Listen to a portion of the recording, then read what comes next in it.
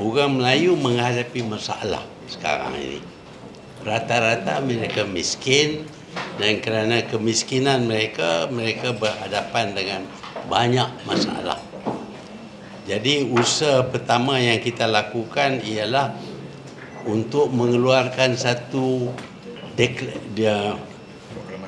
proklamasi. Dan proklamasi ini hanya menyenaraikan 12 daripada masalah yang dihadapi oleh orang Melayu, dan kita ingin melihat orang Melayu sedar bahawa kedudukan mereka itu tidak begitu kuat, lemah dan menjadi lebih lemah. Kalau dahulu ekonomi dikuasai oleh bukan Melayu dan Melayu menguasai politik, sekarang kuasa politik orang Melayu pun sudah terjejas.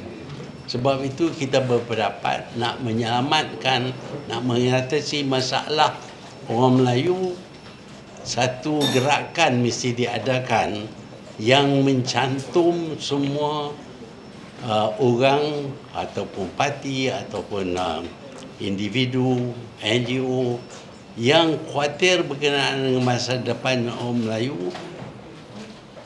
Kita ada satu gerakan untuk menumpu kepada penyelesaian masalah ini. Di antara penyelesaian masalah ini ialah kita perlu ada influence atau pengaruh dalam kerajaan yang mampu menangani masalah orang Melayu. Sebab itu kita bersetuju semua daripada kita akan bekerjasama. Bukan saja dalam pilihan raya, di waktu lain pun kita akan bekerjasama, dan kita tidak menentang antara satu sama lain, yang mana ini menggagalkan usaha kita. Dan semua pihak bersetuju hari ini bahawa kami bersatu untuk menangani masalah yang dihadapi oleh orang Melayu. Ini bukan bertujuan untuk menolak hak orang bukan Melayu. Kita harus ingat, selama lebih daripada 60 tahun, kerajaan Malaysia didominasi oleh orang Melayu. Tetapi di zaman orang Melayu mendominasi politik di Malaysia ini, orang lain semua berjaya. Bahkan orang Cina jadi kaya, maju sampai jadi pengusaha dunia, ialah dalam masa pemerintahan oleh kerajaan-kerajaan yang didominasi oleh orang Melayu. Bagi tuan-tuan dan puan-puan mungkin tak tahu keadaan di zaman British. Di zaman British, orang tempatan tidak diberi peluang untuk terlibat dengan kegiatan ekonomi yang boleh memberi pulangan yang baik.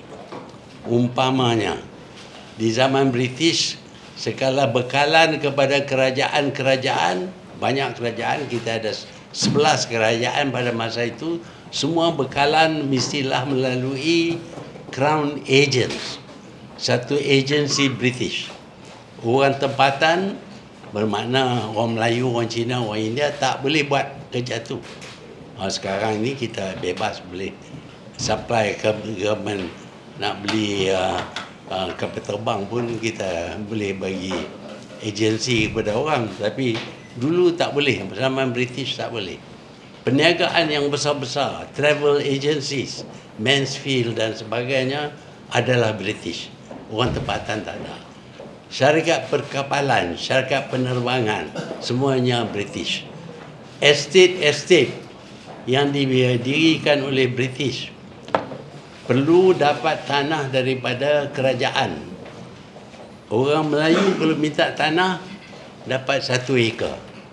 Orang Cina tak boleh dapat tanah. Boleh beli tanah daripada orang Melayu mengenai, tapi tak dapat tanah. Tapi kalau British minta, dia bagi sampai 25,000 ekar satu company. Yang kita sudah belilah sekarang ni. Tapi di zaman British Cuma British saja boleh ada estate. Orang lain tak boleh ada estate.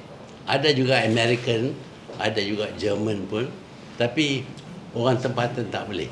Tetapi apabila kita merdeka, semua sekatan-sekatan British ini diketepikan dan beneficiary-nya ialah orang Cina.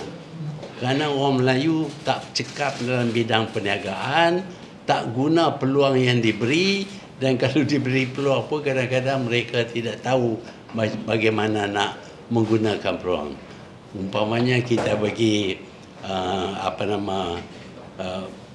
kebenaran untuk jual kereta, mereka jual kebenaran.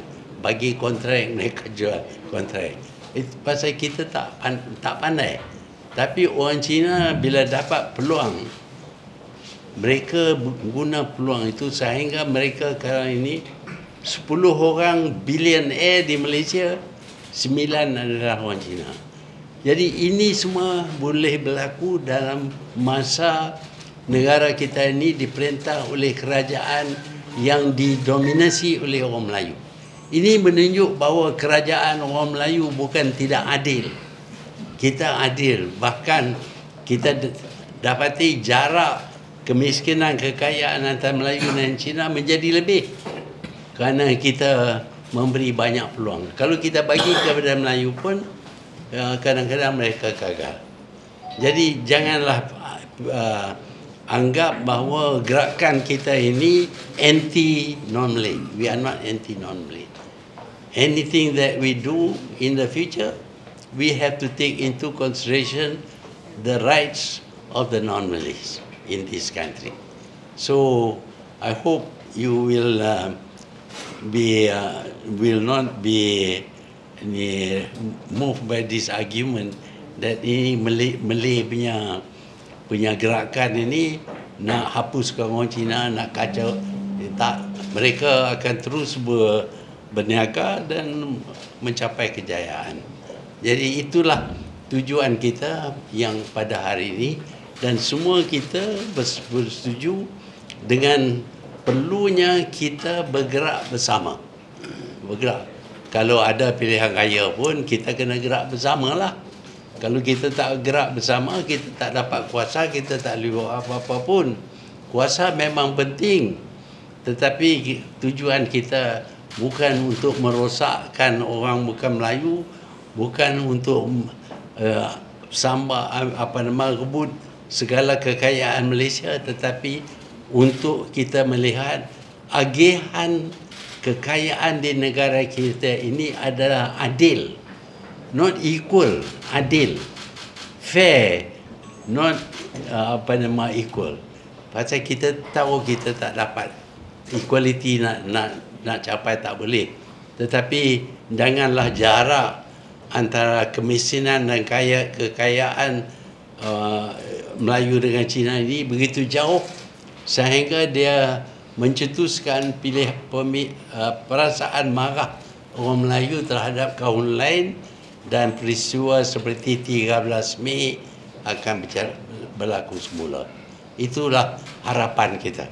Tun akan keluar cadangan sajalah. Jadi Harith dari miskin Tun nak tanya jadi gerakan ni adalah untuk membincangkan dan mengatasi dan mengeluarkan cadangan untuk menyelesaikan masalah kemiskinan orang Melayu. Jadi adakah tindakan tu hanya dengan memberikan cadangan ke ataupun apa seterusnya tu? Kita utamakan perpaduan saja waktu ini.